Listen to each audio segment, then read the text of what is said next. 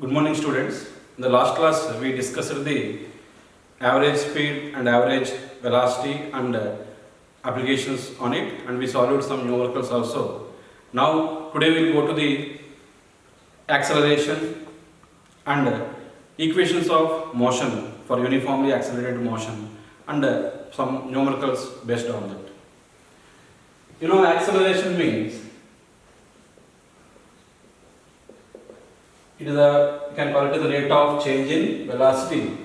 If v1 is the velocity at time t1 and v2 is the velocity at time t2, then acceleration a you can write as a change in velocity v2 minus v1 by time interval t2 minus t1, and it is a meter per second square.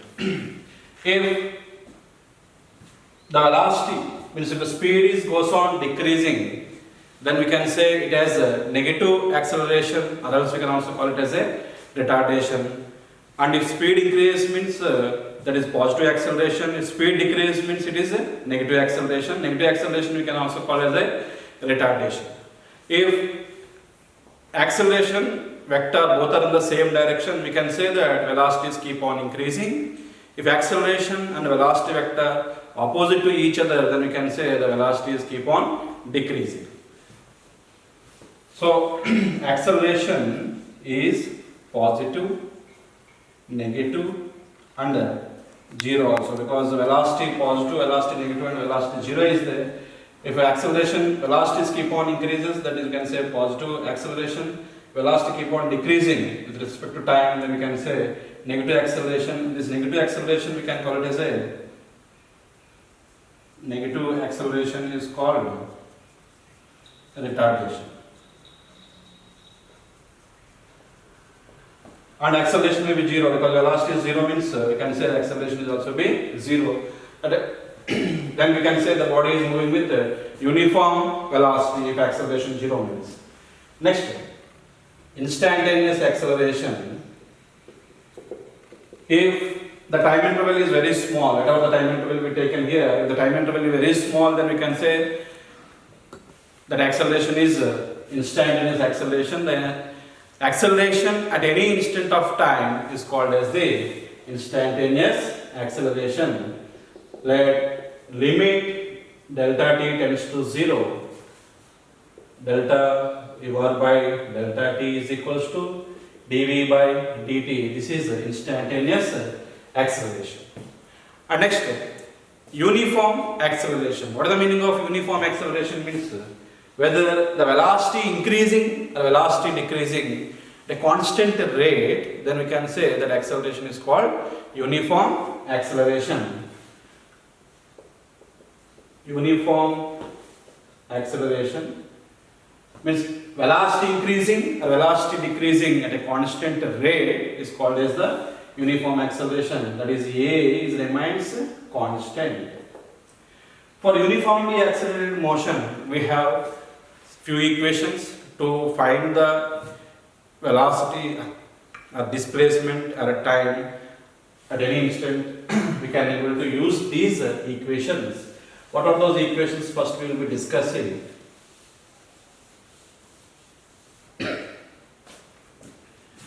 Equations of motion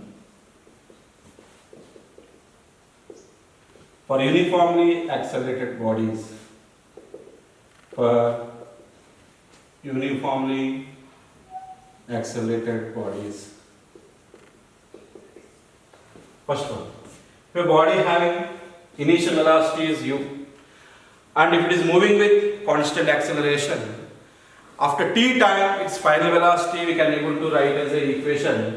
Final velocity v equal to u plus at, where u is the initial velocity, v is the final velocity, and acceleration at any instant of time is the expression for it.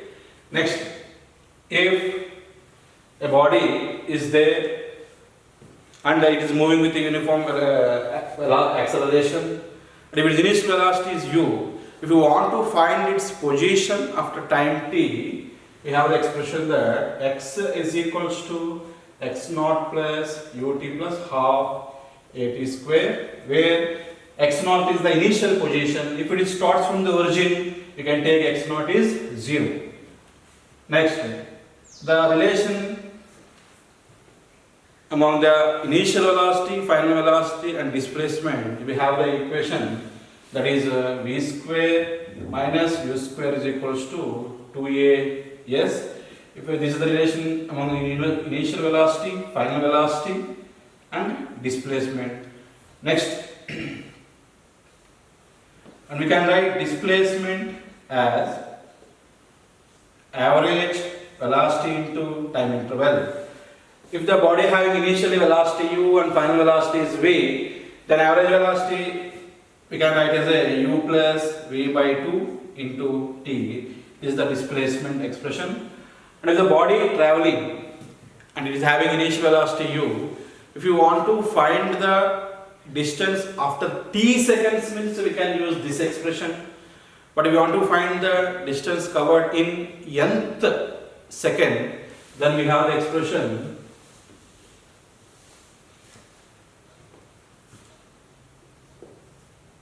distance in the nth second formula. We have u plus a by 2 into 2n minus 1. So these are the equations we can use to find the displacement or initial velocity or final velocity or acceleration. So based on the different situations. Now we will take one example here. If a body is traveling from initial position A to B, this is the distance from A to B, the distance is S.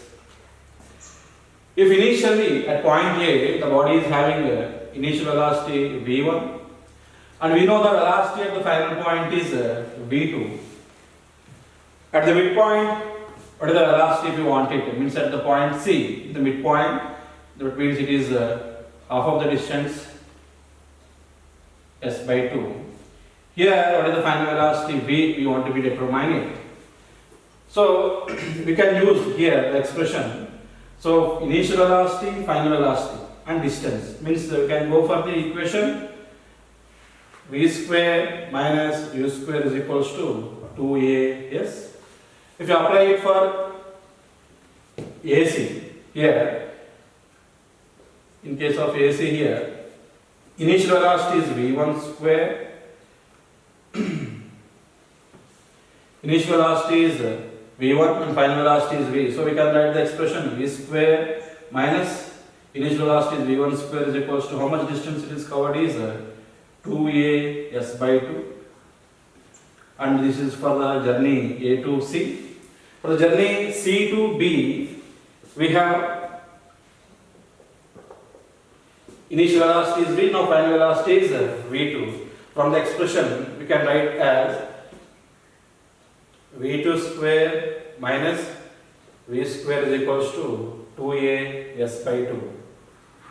Then from these two equations we can equate the left hand side terms. So v square minus v1 square is equals to v2 square minus v square. Therefore v equal to, you will get here root over v1 square plus v2 square by 2. This is the velocity at midpoint between the A and B. The body is traveling with uniform acceleration, having initial velocity and the final velocity we know. At the midpoint of the journey, what is the velocity means? So that is the root of v1 square plus v2 square by 2.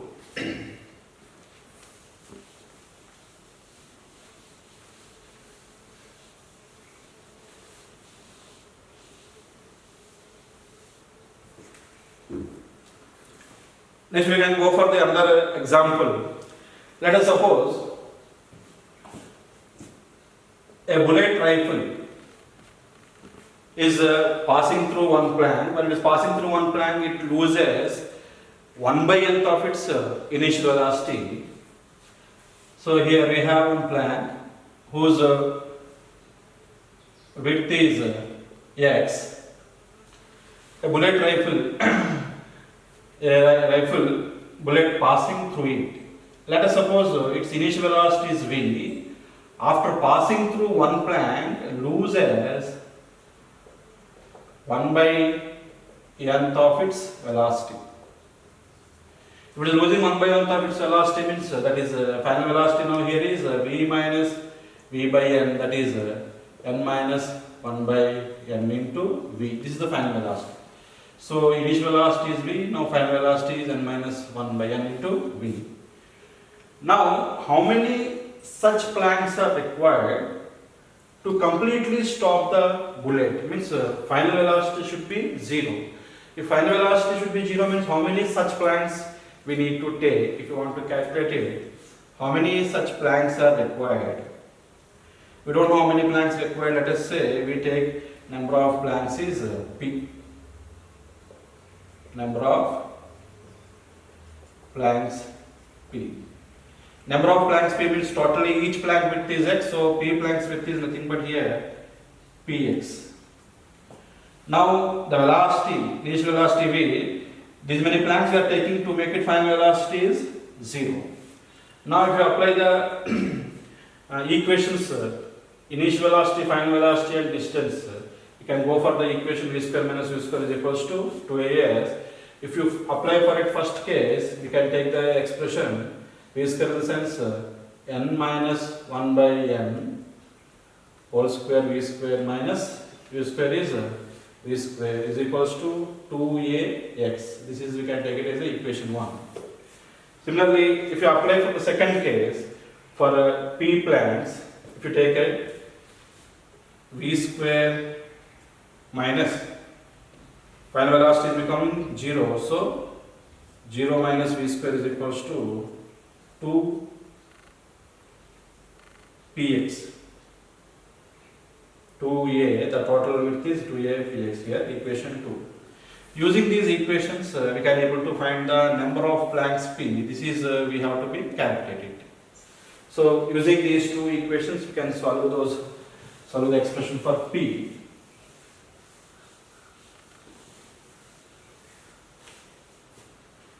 Then equation 2 by equation 1 if you take it, minus v square by here, v square into n minus 1 whole square by n square minus 1 is equals to, you can write as a p. And if you calculate this is also, then finally we will get expression for p equal to n square by 2n minus 1 after simplification of this one. So you can solve, for example, based on this, if bullet loses 1 by 20th of its velocity after passing through one Planck, after passing through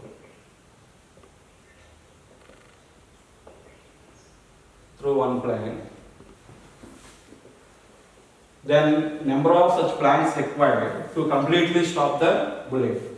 Then number of Plancks required to stop the bullet.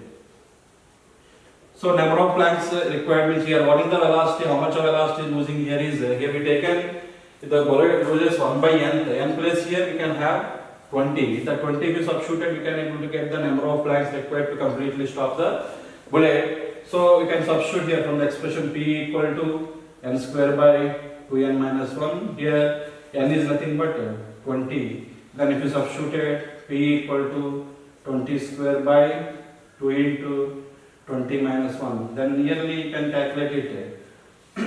Here 400 by 39 means we will get nearly 11 Plancks. So if we use 11 Plancks, the bullet completely stops. So like this you can able to use this formula to solve such kind of problems. Next.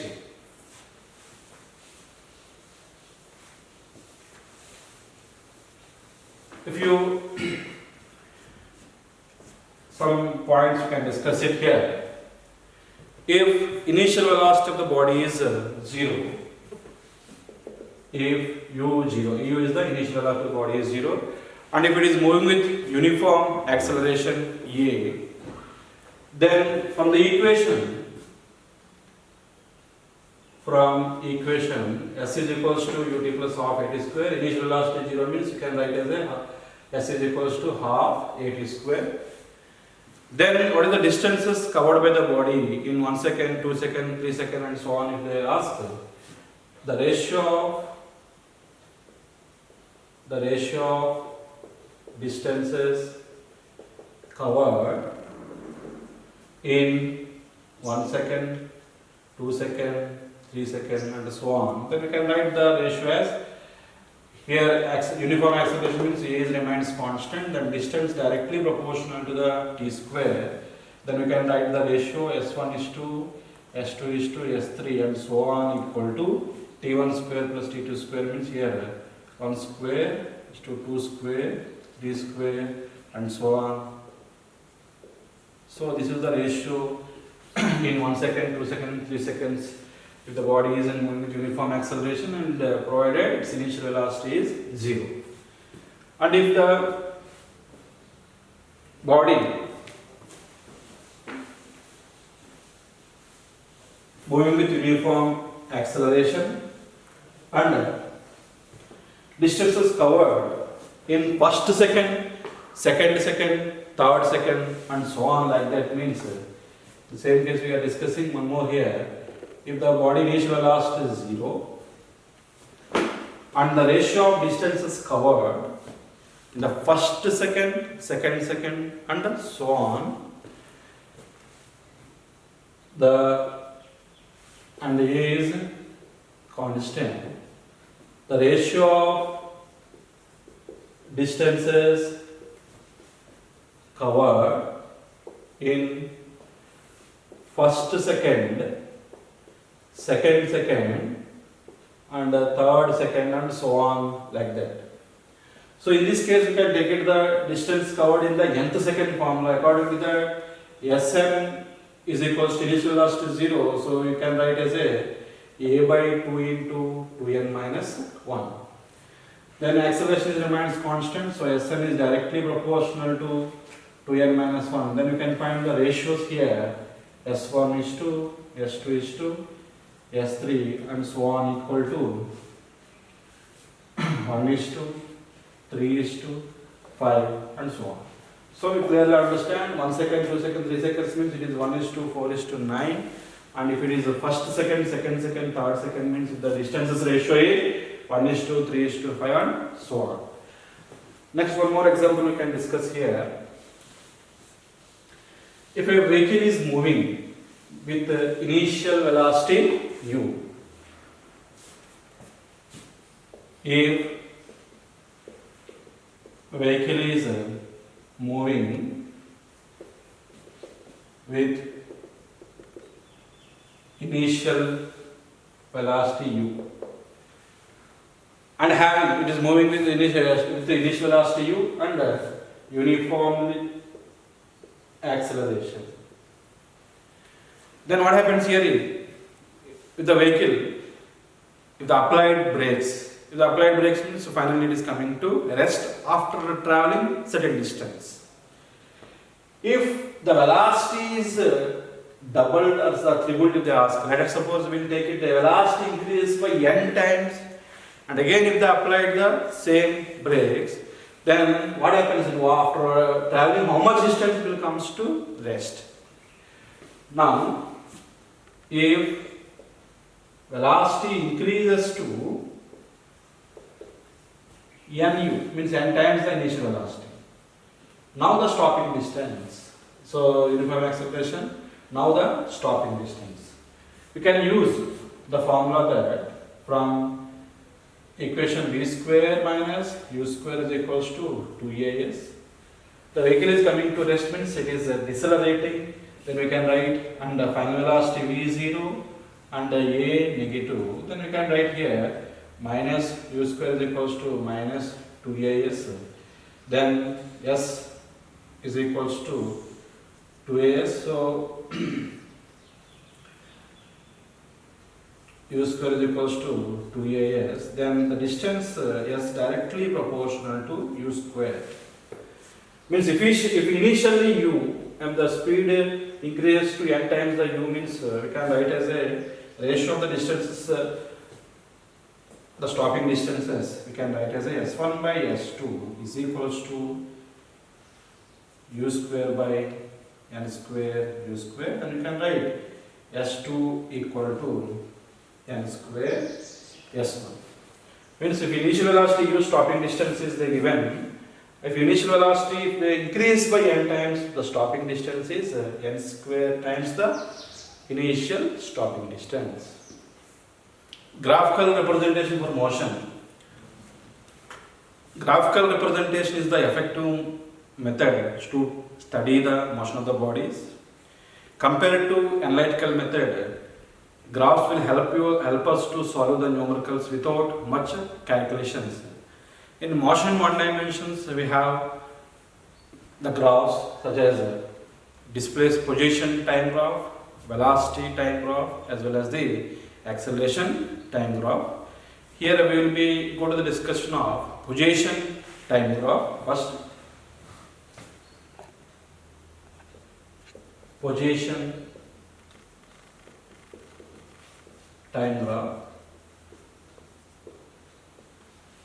So by taking the position on y-axis, time on x-axis, if you draw the graph, then we can say that is position time graph. So we are taking the position on y-axis, time on x-axis. Now, if the graph is like this, so if you take the chord of it like this, so the chord, this is initial position, this is the final position at the time intervals t1 and then t2. Here the slope of the chord gives the average velocity. Here the slope of the chord gives, let us suppose you take as a AB, chord gives average velocity.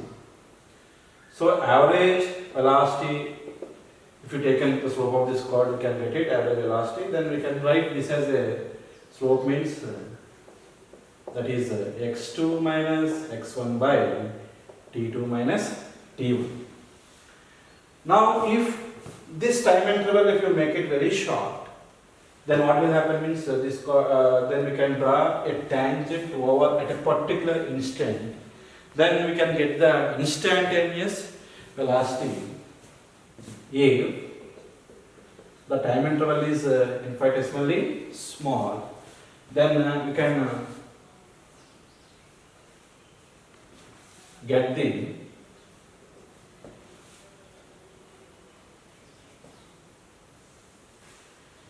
here if you taken the point A, the time interval is very short means if you draw, you can draw one tangent for it,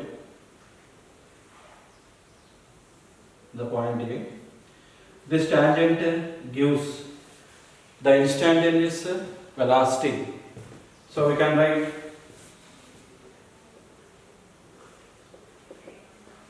the tangent gives instantaneous velocity. Next here, what do you get it here? Slope of the graph for position time graph, slope gives average velocity and the tangent gives instantaneous velocity. Next we go to the discussion of different situations. If the particle is at rest, particle is in uniform velocity, moving with uniform velocity, uniform acceleration, uniform retardation. In such cases, how can we get the equation of position time graph? Nature of curves, we can discuss it. Now, first case.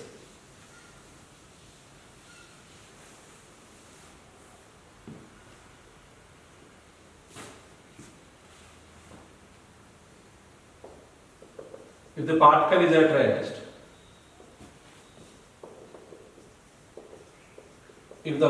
at rest, we can say its position not changing with respect to time. The position not changing with respect to time, let us suppose here this is the initial origin. Here one object is there, it is at x naught, and it is always at x naught only with respect to time, it is not changing. Then we can say it is at rest. If it is at rest, we can draw the position time graph like this.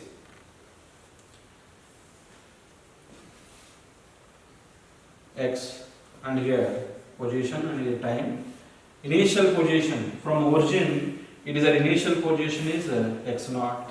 So this is y-interceptor gives the initial position from the origin and this is straight line. You know that if it is at rest means its velocity is 0. Velocity in the sense slope of this curve. Here slope of the curve which is parallel to the time axis is nothing but here 0. So velocity is 0 of the particle which is at rest. Next, if the particle is moving with uniform velocity, starting from the origin, you can take it. If the particle moving with uniform velocity, you know the meaning uniform velocity is the positions changes, change in position is equal in equal time intervals. Then we have uniform velocity in the sense you can write as a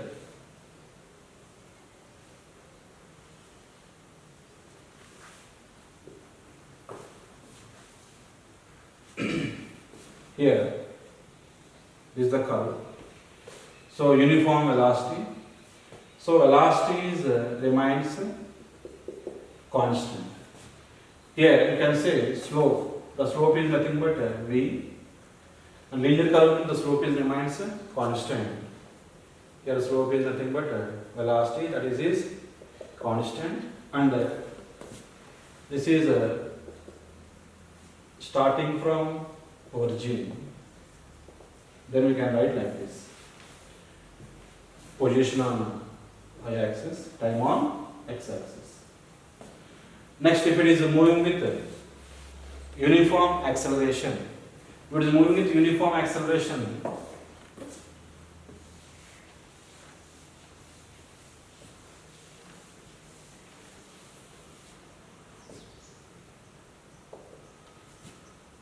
moving with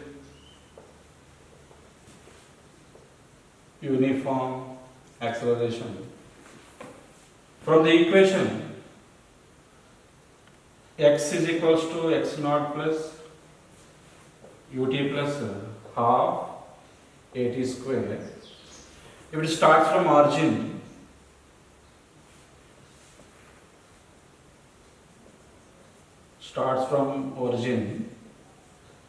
we can write, take it x naught is 0. Then what happens here? X is equals to ut plus half at square. So this is the expression like x is equals to at plus y equal to ax plus bx square form. So this equation resembles that parabolic equation, and parabolic equation having a positive slope.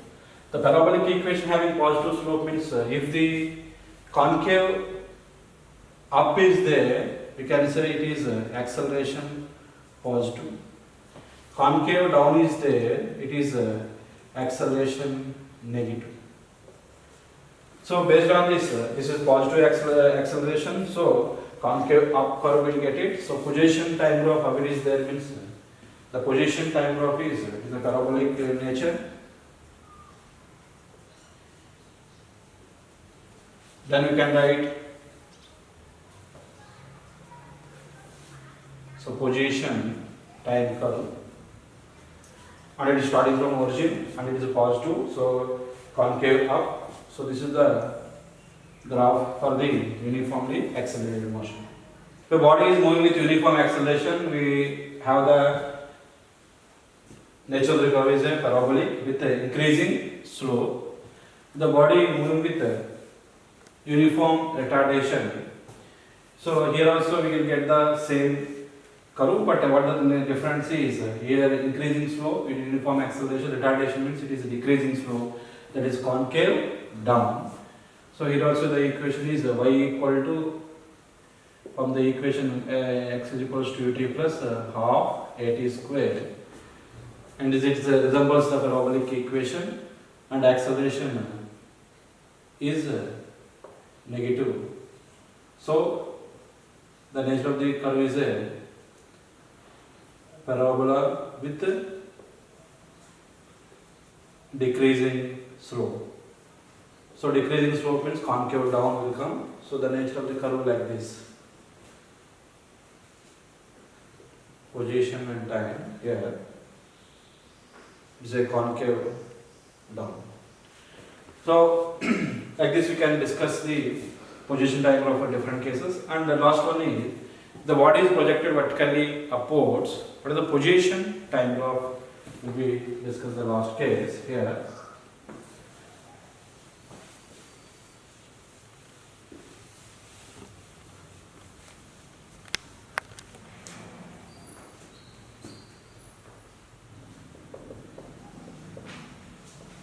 The particle is projected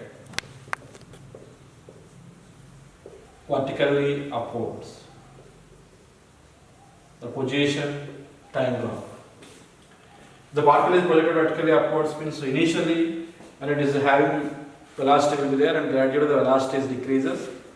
Velocity gradually decreasing means it is a negative acceleration, means concave down. Again, after reaching to the maximum height, it is coming back to the ground. At the time velocity gradually increases, then it is positive acceleration.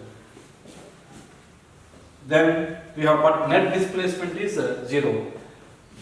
Here you can draw the curve like this. So O is the point A, the point B. So this is time t1, this is time t2. During the time interval t1, velocity gradually decreases.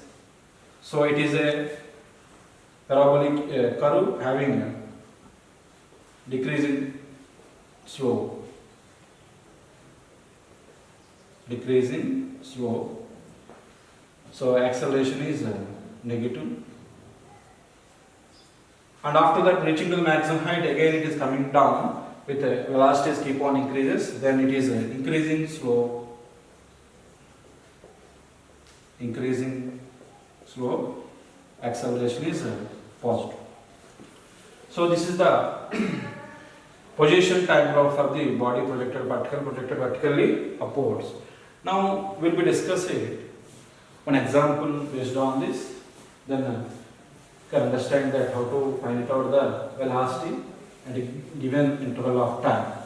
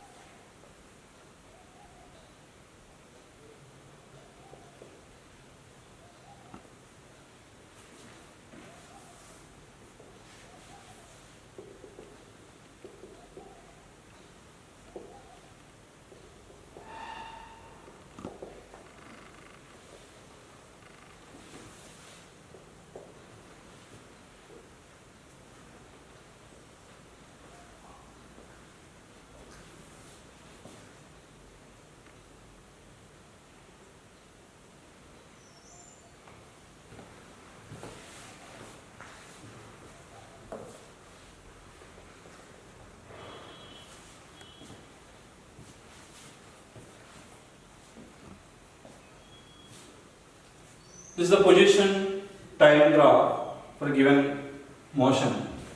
Here the question is, what is the average velocity during the time interval 0 to 2 seconds? So average velocity during the time interval 0 to 2 seconds is average velocity during the time interval time 0 to 2 seconds. So we can understand from this curve, if you find the slope of it during this interval, then you will get the average velocity, that is already we discussed. So your velocity means you can write average velocity equal to position, this is the final position, at time t equal to 0 is the initial position, final position t equal to 2 minus initial position t equal to 0 by, what is the duration of time here is 2 seconds. So what is the position at time is equals to 2 seconds is here, time is equals to 2 seconds is it is 10 meters, and time equal to 0 it is at origin. So we can write this as 10 minus 0 by 2 means 5 meters per second. Like this you can able to find out the average velocity. Let us one more case we will take it. What is the average velocity during 4 to 7 seconds?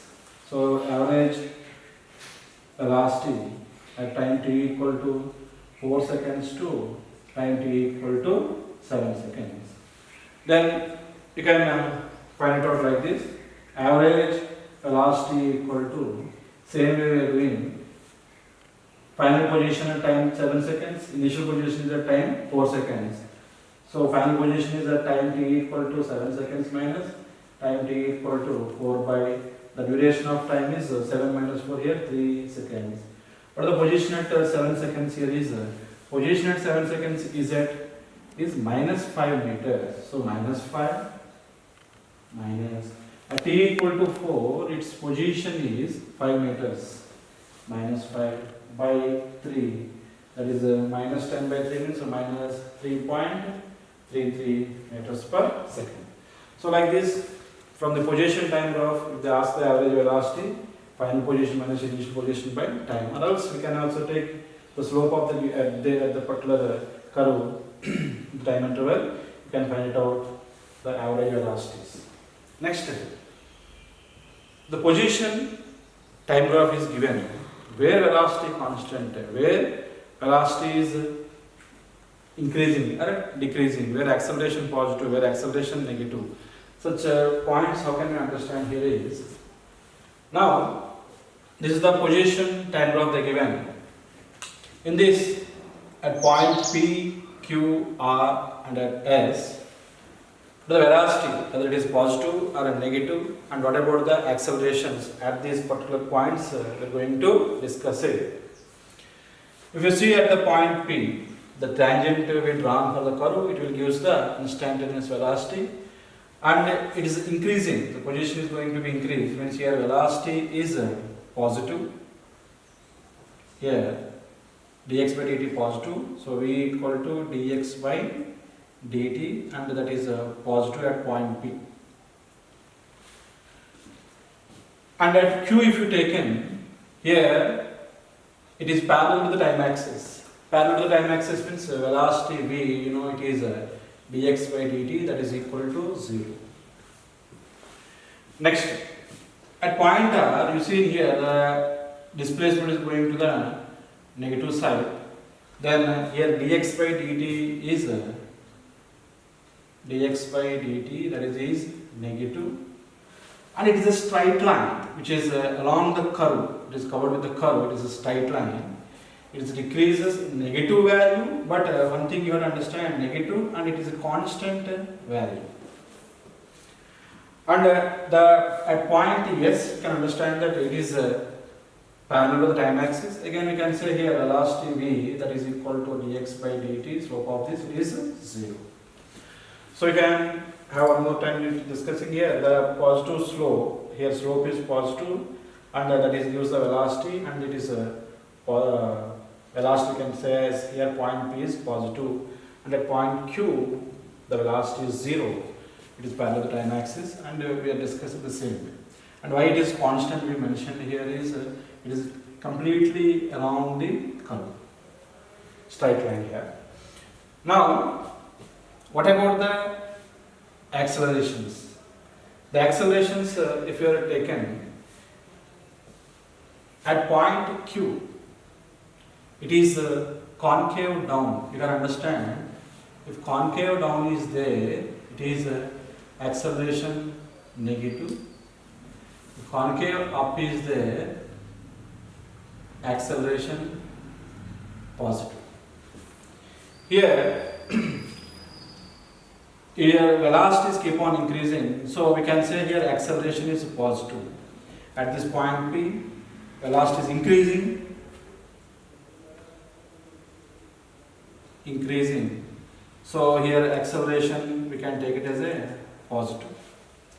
At point Q, concave down in the sense we can say concave down is acceleration is we discussed it is negative, and it is a velocity constant. It is covered with a line, straight line. So velocity constant in the sense acceleration here is, you can say, as a 0, because acceleration means change in velocity by unit time interval.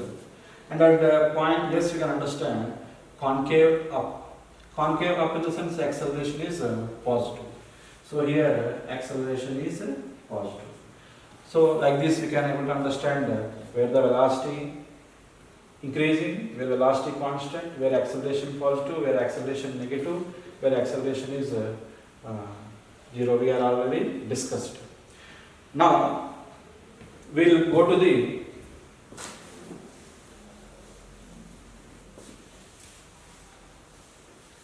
velocity time graph. So as similar to here, by taking velocity on y-axis and time on x-axis, if you draw the graph, that is, you can call it as a velocity time graph.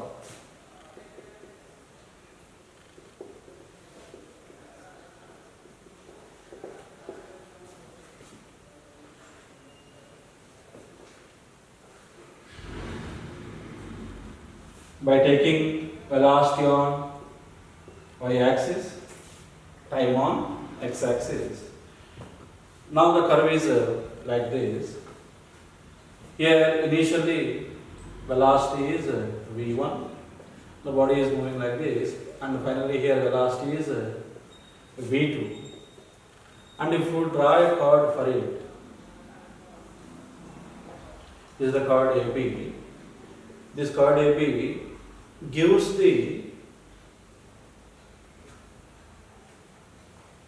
at time t1 and the time t2, velocity at time t1 and velocity at time t2. And this chord gives the average acceleration. So average acceleration, the slope of the chord gives average acceleration. So average acceleration means you can write as a slope in the sense v2 minus v1 by t2 minus t1. And if this time interval is very short, if you taken, you can draw a tangent over it. The tangent will give the instantaneous acceleration at the given instant. Now if you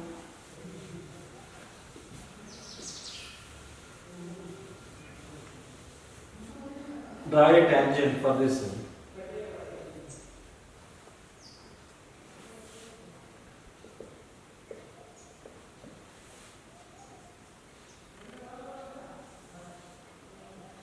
so at the point, if you draw a tangent,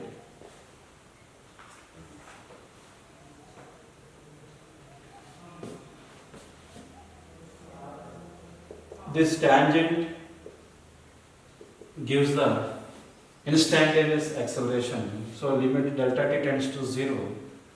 Here delta t tends to 0. So we have the tangent gives instantaneous acceleration. Next will be discuss the cases of if the body is at rest, what the velocity time graph, if it is moving with uniform velocity, it is moving with uniform acceleration, uniform retardation, and if a body projected vertically upwards. In such cases, what is the velocity time graph?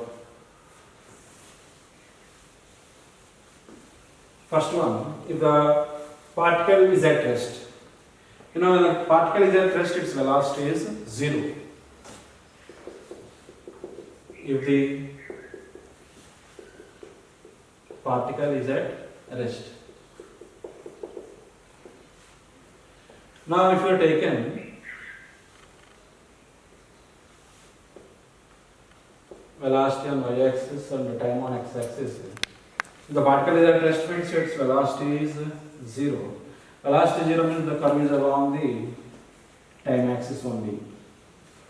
The curve is along the time axis. Now, the particle moving with uniform velocity, that means velocity remains constant. If the particle moving with uniform velocity, now we are taking that if initial velocity is 0, we can take velocity remains constant. Means velocity remains constant in the sense you can understand that the curve will be parallel to the time axis. If the velocity, let it be v0.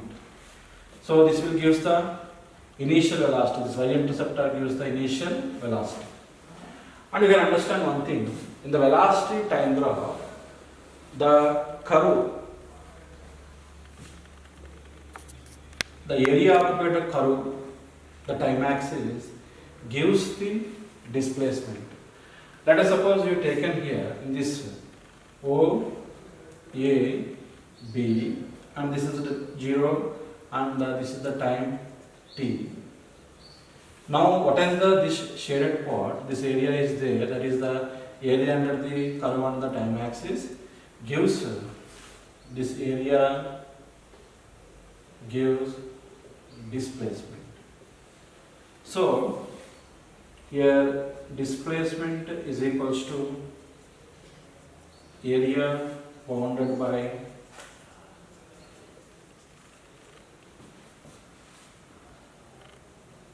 VT curve and time axis.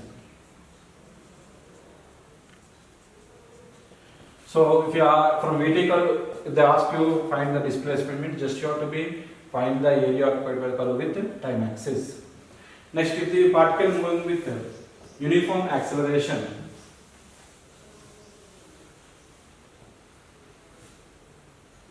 the particle moving with uniform acceleration, from the equation v equal to u plus at, if initial velocity is 0, initial velocity is 0 means we can write v equal to at, and uniform acceleration means a remains constant, like y equal to mx form it is there, means it is a straight line. So y equal to mx form with 0 interceptor, then you can draw here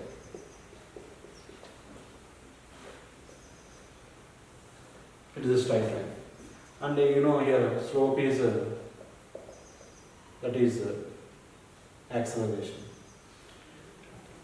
Next, if it is moving with uniform retardation, uniform acceleration means positive slope you have, uniform retardation means a negative slope. So in uniform retardation case,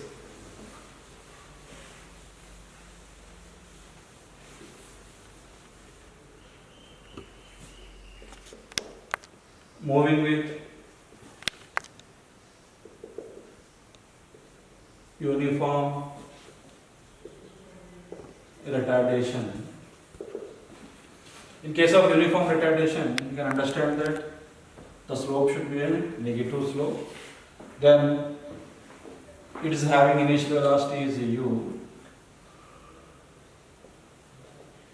and it is having the slope negative slope, and v equal to u minus at. here slope is negative. Next, if a body particle is projected vertically upwards, then we can draw the velocity time graph for it. The next case is if a particle projected vertically upwards, already we discussed the net displacement should be 0. The net displacement should be 0 in the sense, here, first half time interval means up to maximum height, the velocity keep on decreases, means negative acceleration. From maximum height to the, when it is reaching to the ground, velocity keep on increasing, then it is positive acceleration. But also one more point I have to understand, in case of vertically projected body, the net displacement is 0. So here you can understand, initially it has some velocity is u. Now up to the time of ascent, this is time t1, we can call it as a time of ascent. Its velocities keep on decreasing, then it is a negative acceleration, and after that velocities keep on increasing.